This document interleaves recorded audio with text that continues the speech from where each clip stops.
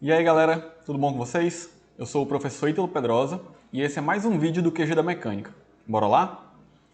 Nesse vídeo eu quero responder com vocês a primeira folha de questões específicas da prova de docente em educação profissional mecânica organizado pela CEPERJ, beleza?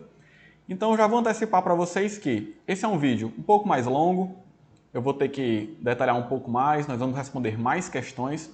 Então senta aí, relaxa, pega o seu caderno de anotações e me acompanha, beleza? Vamos lá. Nessa prova, a primeira questão aqui dos conhecimentos específicos começa aqui na questão 31, que nós vamos tentar resolver aqui e tirar algumas dúvidas. Essa questão vai me falar sobre o assunto de vibrações mecânicas. Nós temos aqui no canal já alguns vídeos falando sobre isso. Tem uma playlist dedicada sobre um curso de vibração mecânica. Confere lá que me ajuda muito, beleza? Então, observando a figura abaixo, ele vai me dizer que a rigidez equivalente do sistema composto apenas por uma mola fixada ao bloco de massa m é... Esse aqui é um conteúdo de constante mola equivalente, em que nós vamos ter que substituir todos esses sistemas de mola por uma única mola, equivalente a tudo isso. Você deve se lembrar da associação de molas em paralelo e da associação de molas em série, beleza? Então, começando aqui pela associação em paralelo, o que a gente tem? Aqui eu vou ter duas molas em paralelo, onde a gente sabe que a constante equivalente dessas duas molas vai ser igual a K1 mais K2 para associações em paralelo. Revisa comigo isso. Se eu tenho aqui K e 2K, então a equivalente dessa vai ser 3K, onde eu vou poder somá-las. Da mesma forma aqui, eu também posso substituir essas duas molas por uma única mola de magnitude, né, de constante elástica, 3K. Resolvemos o nosso primeiro problema. A partir disso, nós vamos passar então para uma associação de molas em série. Como assim, professor?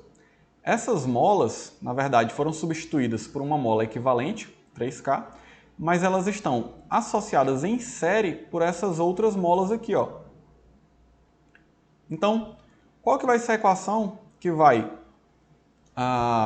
fazer, né, essa substituição? A gente lembra que, para associações em série, o que nós vamos ter? Para associações em série, calma, que meu lápis aqui não está funcionando. A gente sabe que o inverso da soma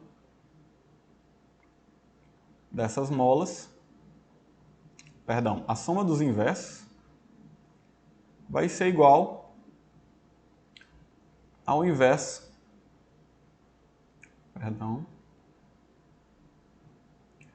da minha constante mola equivalente.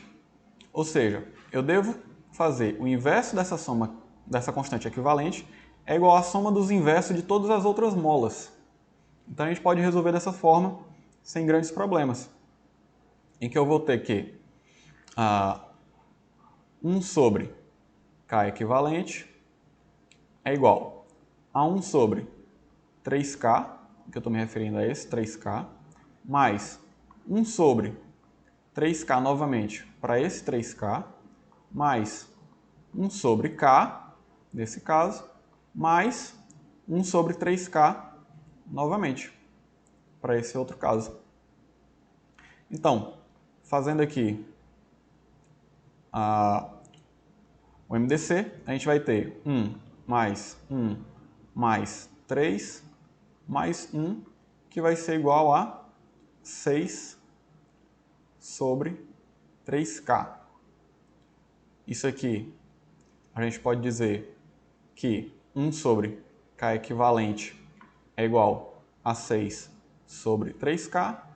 Então, o K equivalente vai ser igual a 3K sobre 6, onde eu simplifico e eu tenho um K equivalente igual a K sobre 2. Beleza? Em resumo, eu posso substituir todas essas molas aqui por um sistema em que eu vou desenhar ele aqui do lado para vocês, ó. Deixa eu apagar essa expressão que a gente já viu. eu vou ter tudo isso daí, na verdade, é uma única mola M, massa M, onde aqui a constante elástica dela vale K sobre 2. Tenho que fazer a mesma coisa agora para o outro lado, em que eu quero descobrir agora qual é o K equivalente desse lado direito aqui, ó. Então, K sobre 2 eu já sei. Do outro lado aqui, o que é que eu tenho que fazer? Mesmo procedimento. Vou apagar aqui para não ficar muito poluído. E substituindo então. Opa. E substituindo então, a gente vai ter 1 sobre K equivalente é igual a 1 sobre K mais 1 sobre 2K, que é esse 2K aqui. Quando a gente fizer o MDC, a gente vai ter 2K, que 2 mais 1, que vai dar então 3 sobre 2K, que vai significar que o meu K equivalente para o lado direito agora vale 2K sobre 3, né? Já que é o inverso.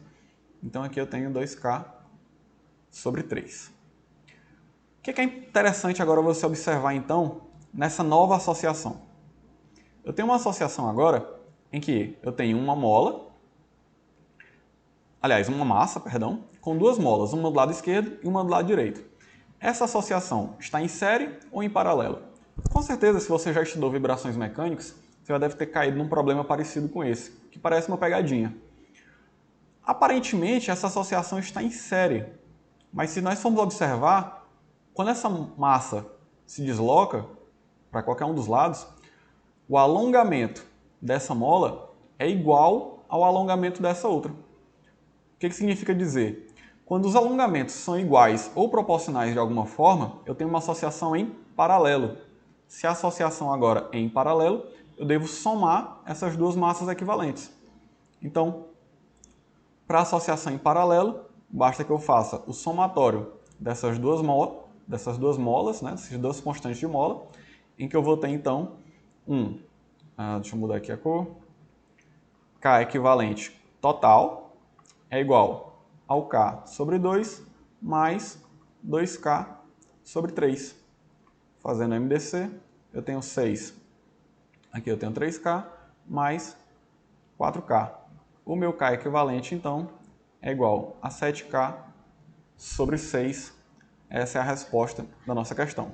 Você pode marcar aqui a letra A. Então, questão 31 dessa prova, revisãozinha de vibrações mecânicas, letra A, pode gabaritar, sem problema. Próxima questão 32. Um corpo rígido no espaço tem o seguinte número de graus de liberdade. O que é grau de liberdade? É a quantidade de coordenadas mínimas necessária para eu definir qualquer posição daquele meu corpo. Então vamos fazer uma revisão aqui, ó. Se eu tenho uma partícula e essa partícula se move apenas em um eixo, eu posso chamar aqui de eixo x. Então, com apenas uma coordenada, no caso x, eu posso definir se ela está indo para a direita ou para a esquerda. 1 grau de liberdade sem nenhum problema. A partir do momento em que eu acrescento mais um eixo, posso chamar aqui de y, eu estou trabalhando com uma partícula no plano. Então, se antes eu tinha um movimento apenas em x, agora ela pode se movimentar em x, mas também em y. Uma partícula no plano possui 2 graus de liberdade. E se eu continuar e acrescentar então mais um eixo aqui, ó, que eu posso chamar de z, essa partícula também vai poder se movimentar aqui no sentido do plano, né? Perpendicular ao plano. A gente conhece lá as notações entrando ou saindo, né, do plano. Então acrescento mais 1 grau de liberdade e a partícula no espaço agora possui 3 graus de liberdade. O problema é que a minha pergunta aqui é sobre corpo rígido. Então, quando eu estou trabalhando aqui com corpo rígido, eu tenho mais uma situação. Qual que é essa situação? Esse corpo ele pode rotacionar em torno de um eixo. Então, se eu tenho aqui um eixo que transpassa esse corpo, ele pode girar em torno de um eixo próprio dele, né? Pode girar em torno do próprio eixo. Vou chamar aqui de x, por exemplo, ele pode ter aqui um movimento alfa. Então acrescentei mais um grau de liberdade. Se eu tiver aqui um y, ele também pode rotacionar, ó, aqui. E se eu tiver mais um eixo aqui, ó, já que a gente está trabalhando no espaço, ele também pode rotacionar em torno desse eixo. Ou seja, um corpo no espaço possui 6 graus de liberdade.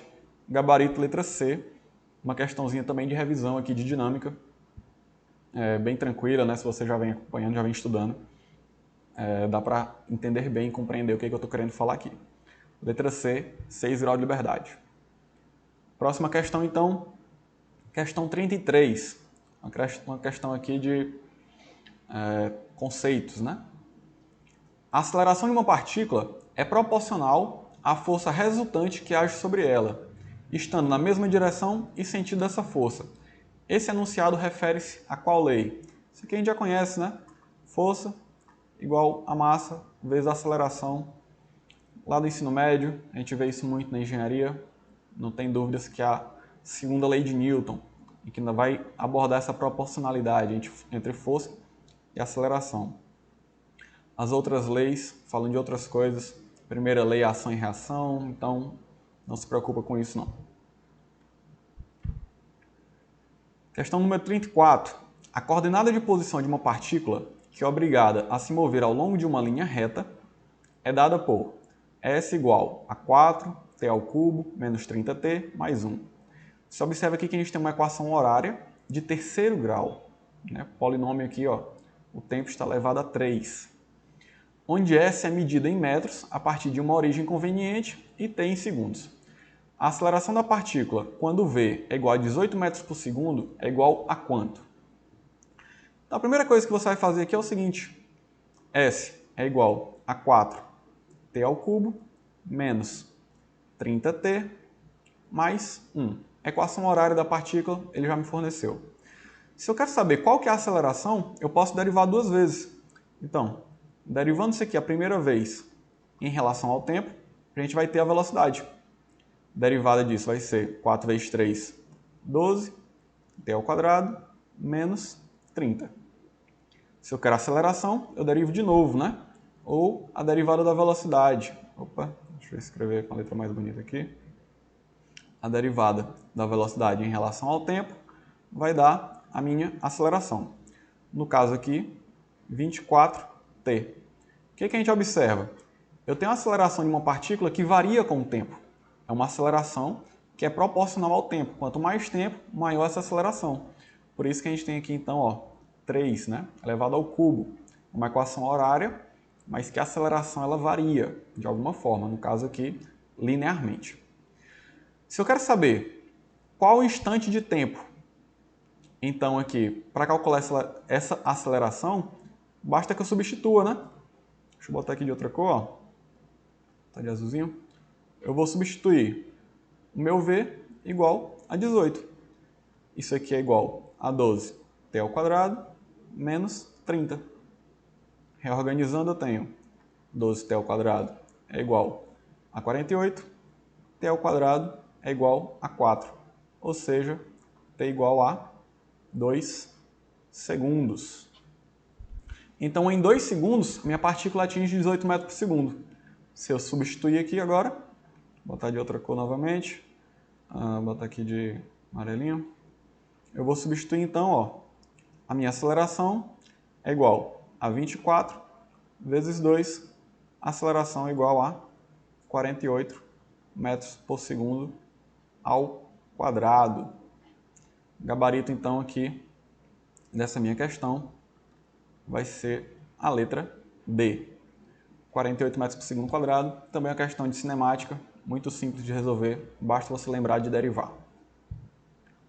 Próxima questão é a questão número 35, também uma questão teórica de conceitos. O momento produzido por duas forças não colineares, iguais e opostas, é conhecido como? Questãozinha de corpo rígido, né? Imagina a situação em que eu tenho um eixo aqui, ó, um corpo rígido. E esse corpo rígido possui aqui um centro de gravidade no meio, por exemplo, que eu posso considerar aqui. E eu estou aplicando então duas forças, que são iguais, mas são não colineares. E são opostas, né? Então eu posso chamar aqui de F, aqui de menos F, por exemplo. Isso aqui vai produzir o quê? Um momento. Vai produzir um momento que vai fazer com que esse eixo, né, ele gire. Ele vai girar aqui, ó. Essa minha peça aqui, na verdade, né? Quando eu falo de eixo, não entenda que é esse eixo, né? Mas ela vai girar, ó, em torno desse outro eixo aqui, ó. Então, esse momento que é gerado por essas duas forças não colineares, iguais e opostas, é conhecido como conjugado de forças, né? Ou binário de forças. São duas forças iguais e opostas que não se anulam. Se a gente fosse olhar lá pelas leis de Newton, elas deveriam se anular, né? Mas como elas são não colineares, elas não estão aqui, ó, nesse eixo, então a gente vai chamar de conjugado ou binário de forças. Isso produz um momento. Não confundir com torque, tá? Torque é outra coisa. É aquela força que a gente vai calcular que produz essa rotação. Mas no nosso caso aqui, essas duas forças não colineares, conjugado. Questão número 36.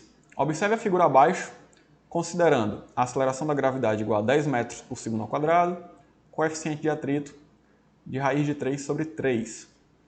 A velocidade v do caixote de massa igual a 10 kg ao alcançar a parte mais baixa da rampa, em B, se ele descer a rampa a partir de A, com uma velocidade de 10 metros por segundo.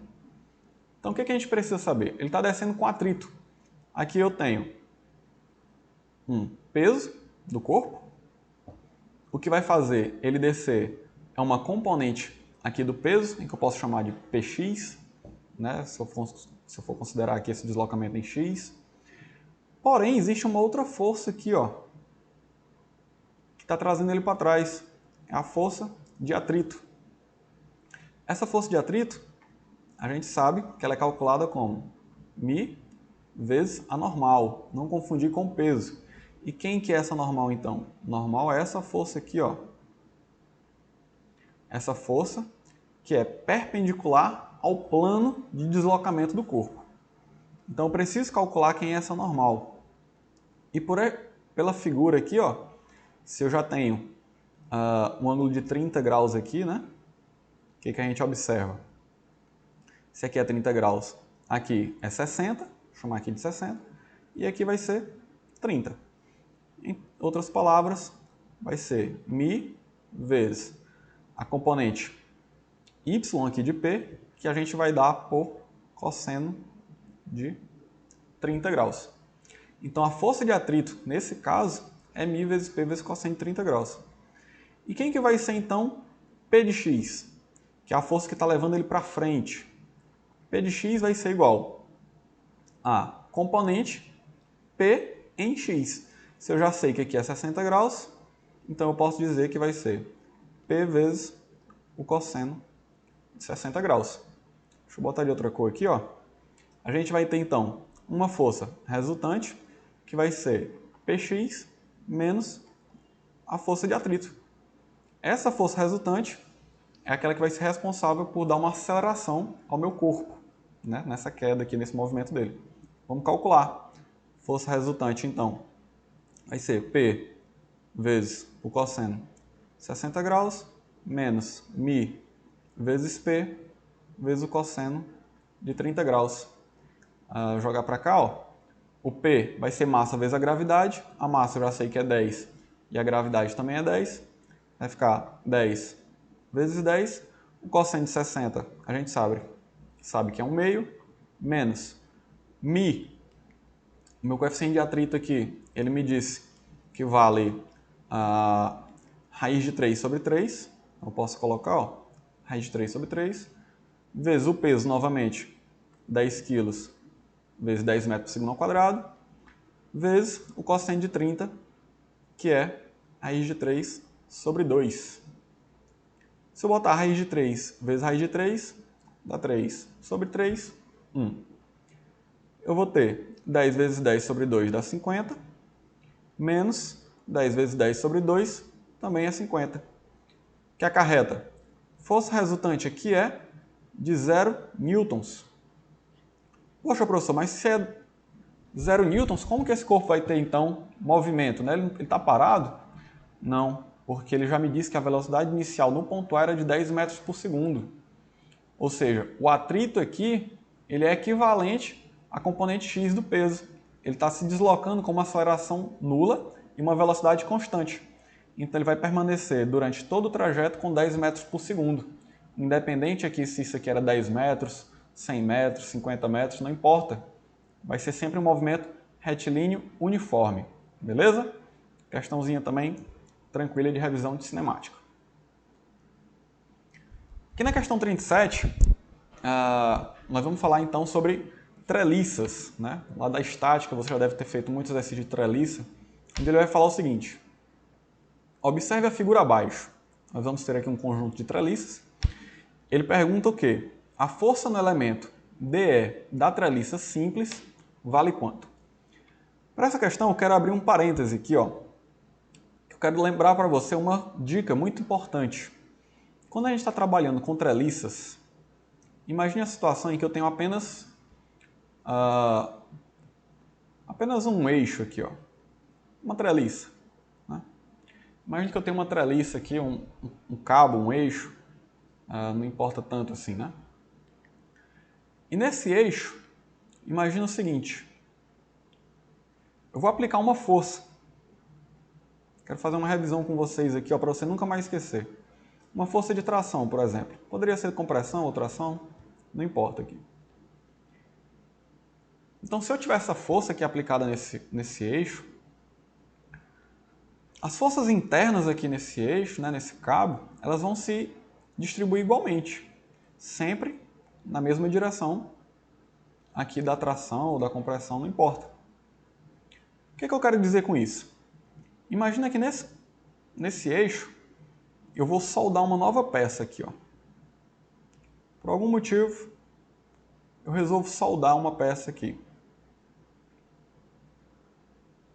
E eu pergunto a você, então, se a partir dessa tração, essa nova peça está sofrendo algum carregamento de tração ou de compressão. É intuitivo a gente perceber que não é isso? Por quê? Ora, se a minha força de tração é apenas aqui, nesse caso, horizontal, né? Apenas nesse sentido aqui, ó. Como que eu vou ter uma componente nesse outro sentido? Não tem como, né? Não dá. Se você se lembra lá das suas aulas de estática, você vai entender então qual ponto que eu quero chegar. Quando a gente tem duas treliças ligadas por um nó, em que elas são colineares, qualquer outra treliça, qualquer outra terceira, né, treliça que esteja conectada aqui a ela, você pode desconsiderar, vou colocar até de outra cor aqui, ó. Você pode desconsiderar o carregamento nela. O carregamento nela vai ser igual a zero. Ela não tem carregamento por conta desse princípio que eu acabei de te falar. Então, uma dica, né, um macete. Sempre que eu tiver duas treliças colineares e naquele nó, ligadas por um nó, e naquele nó tiver uma terceira treliça, você desconsidera qualquer esforço nela. Ela não existe, ela não necessita. A menos que eu tivesse uma outra força em alguma outra direção naquele nó. Se eu não tiver nenhuma força, você pode desconsiderar. Beleza?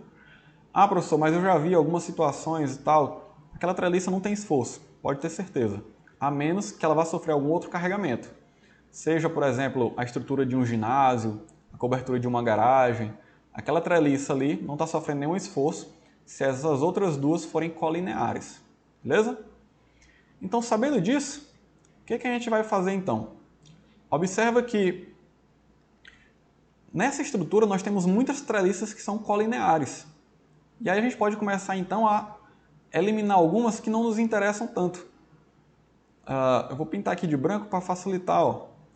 Por exemplo, aqui eu tenho essas duas treliças. Deixa eu fazer uma coisa mais bonita aqui. Ó. Essas duas treliças, em que nesse nó eu tenho uma treliça aqui, ó, não sofre nenhum carregamento. Se ela não sofre nenhum carregamento, ela não me interessa. Tá bom? Ela não me interessa. Não vai mudar nada aqui pra gente. Eu posso apagar ela, ó, Vou apagar ela aqui. E não alterei em nada a distribuição de forças internas aqui na minha estrutura, beleza?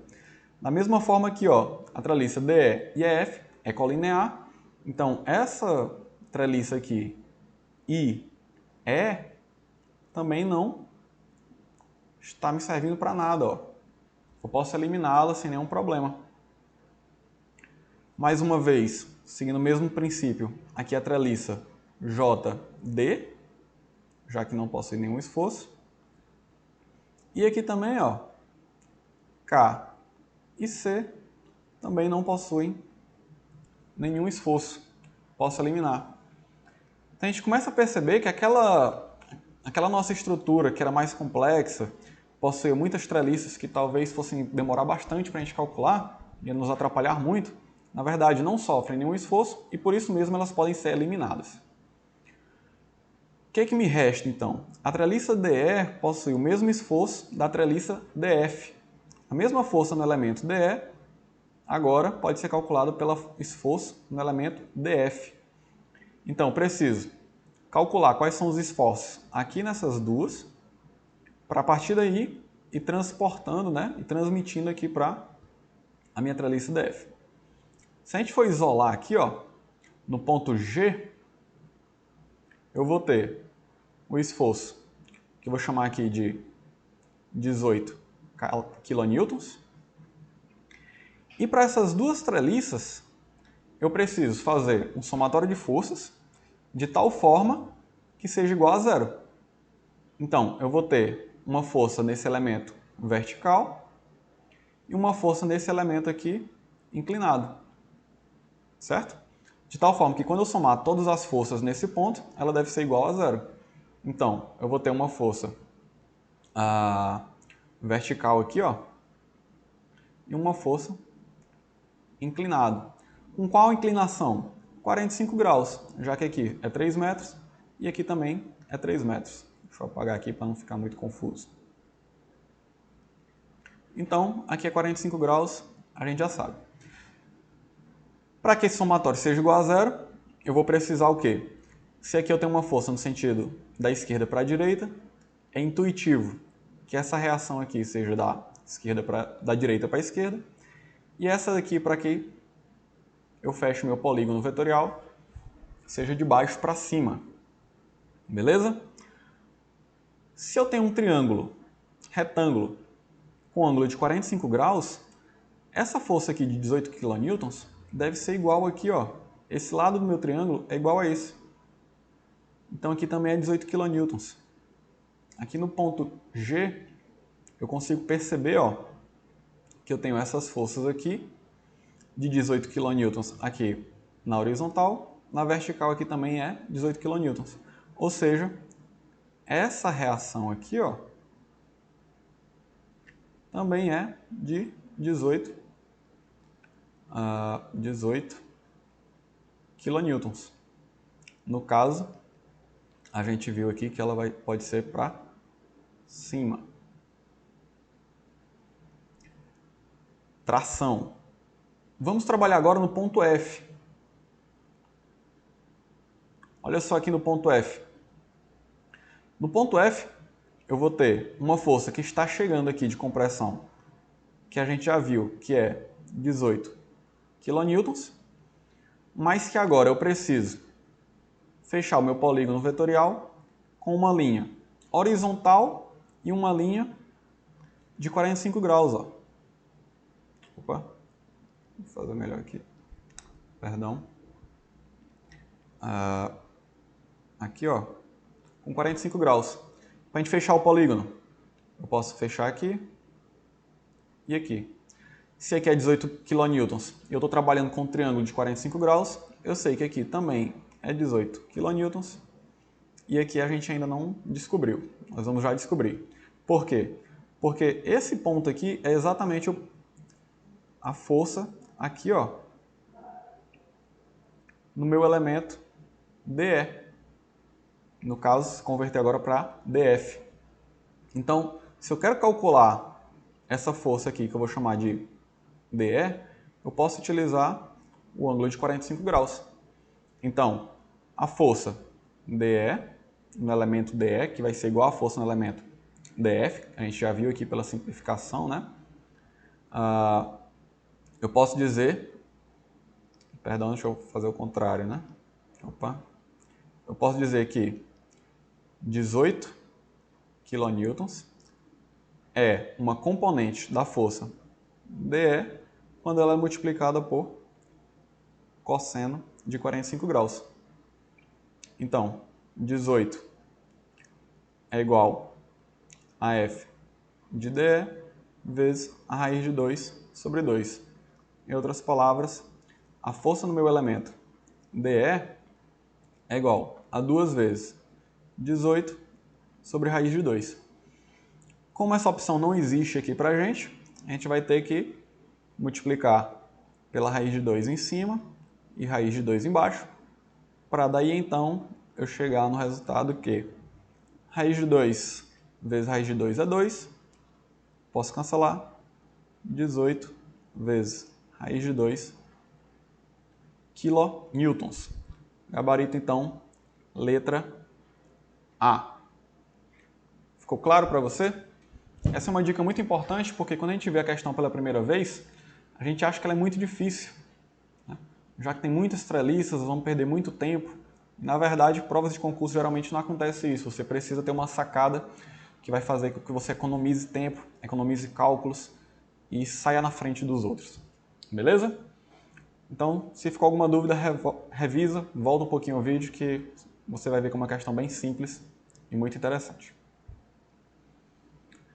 Próxima questão também é uma questão de conceito. Questão número 38 vai dizer o seguinte: um parâmetro que pode ser determinado mediante um ensaio de fadiga é... Para a gente falar um pouquinho então sobre essa questão, eu quero relembrar o que é esse ensaio de fadiga e qual é esse resultado que ele nos passa. Então, todo ensaio de fadiga ele vai nos dar um gráfico de tensão, número de ciclos. O que significa isso? Quanto mais repetitivo, né, quanto mais ciclos eu utilizar no meu ensaio de fadiga, menor vai ser a tensão necessária para fazer aquele elemento, aquele corpo de prova se romper. Então, com muitos ciclos, o que a gente observa? Que eu vou precisar de uma tensão menor para fazer aquele corpo de prova se romper. Quando eu tenho poucos ciclos, eu preciso de uma tensão muito alta para fazer ele se romper. Chegando na deformação plástica, né, a gente já conhece isso. Mas essa curva ela vai me mostrar uma situação muito interessante, chamada de limite de fadiga. Ou seja, existe aqui uma tensão, vou chamar aqui de Sn, que é o meu limite de fadiga, que vai me dizer que, independente da quantidade de ciclos, eu não consigo mais romper aquele material. Então seria uma tensão de segurança. Se eu trabalho aqui nessa zona, nessa área, eu posso fazer com que o meu item, né, o meu corpo de prova, seja utilizado por várias e várias vezes, tendendo ao infinito, sem comprometer, sem correr o risco de romper aquela minha peça. Isso acontece muito em equipamentos que sofrem vibração, né, amortecedores, molas e outras coisas parecidas. Então, seguindo esse conceito, né, isso que a gente viu aqui agora, fica mais fácil da gente responder essa questão, aqui a gente se lembrou o que é então o resultado desse qual que é esse parâmetro, né? E na letra A ele vai me dizer, esse parâmetro é a tensão abaixo da qual uma carga pode ser aplicada repetidamente e por tempo indefinido, sem que se produza ruptura. É exatamente esse parâmetro que a gente vai aqui avaliar, né, para este nosso gráfico de tensão, números de ciclos, beleza? Então é muito importante a gente sempre realizar projetos que atendam essa condição, beleza? E aqui mais uma questão, a de número 39, onde ele vai falar que um corpo em equilíbrio está pendurado na extremidade de uma mola ideal, de uma massa desprezível. A massa desse corpo é de 6 kg e a constante elástica da mola, 200 newtons por metro. Considerando a aceleração da gravidade igual a 10 metros por segundo, qual é o comprimento de deformação dessa mola? Então, uma questão bem simples, em que a gente vai ter uma mola que está sustentando um corpo com uma massa de 6 quilos, né? 6 quilos. E aqui o meu K é igual a 200 newtons por metro. Uma questãozinha bem simples também, a gente sabe que a força na mola é igual a constante elástica vezes a deformação. O que ele impede é a deformação. A força na mola eu já sei que vai ser exatamente o peso aqui do meu corpo. Então vai ser massa vezes a gravidade é igual a constante da mola vezes a deformação. A massa do corpo é de 6, a gravidade 10 metros por segundo e a constante de mola 200 newton por metro. Posso cortar esse 10 com esse 10, então delta é igual a 6 sobre 20, que é igual a 0,3 metros. Ou seja, gabarito, minha questão é a letra D. E aí, pessoal, o que vocês acharam então desse nosso exercício? O que vocês acharam aqui desse nosso vídeo? É fácil? É difícil? Essa é a primeira folha de exercício da nossa prova, aquela prova que eu falei para vocês, para professor de mecânica. Em outros vídeos eu vou continuar a resolução dessa prova, mas eu vou parar por aqui para que você possa respirar, estudar mais um pouco e comentar aqui embaixo. Ficou alguma dúvida? Tem alguma questão que você não entendeu? Tem alguma questão que você quer que eu refaça novamente com um pouco mais de detalhes? Escreve aqui, curte esse vídeo e se inscreve no meu canal. Valeu!